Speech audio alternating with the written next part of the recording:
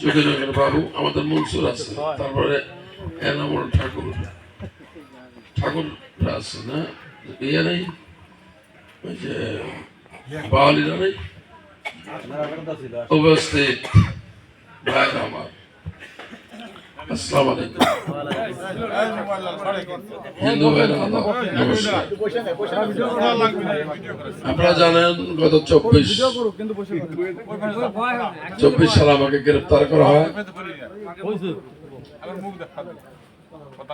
আমাকে 9 দিন রিমান্ডে রেখে নির্যাতন করা হয়। আমার বাম কানটি এটা অচল হয়ে গেছে। বিদেশে গিয়েছিলাম, ডাক্তার বলেছে আপনার সময় মতো ট্রিটমেন্ট না হতে এটা ঠিক হওয়ার সম্ভাবনা নেই।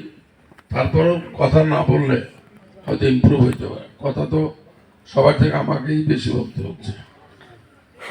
যাই হোক, আমি এই গ্রামের মিটিংটার ব্যাপারে খুব বেশি আগ্রহী ছিলাম।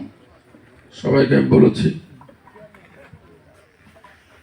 অনেকে বলেন যে চালিনগর সব জামাত হয়ে গেছে, হইতে পারে। আমাদের এই দেশের মানুষ যারা অল্প শিক্ষিত বা ধর্মপ্রাণ বা নামাজ কালাম হয়তো একটু কম পড়েন, রোজা থাকেন না, তারা